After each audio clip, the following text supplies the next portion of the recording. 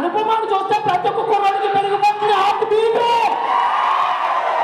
అవునా కదా bro? Paint అయ్యాలంటే ఉండాల్సింది బ్రష్, పెయింట్ అయ్యాలంటే ఉండాల్సింది బ్రష్.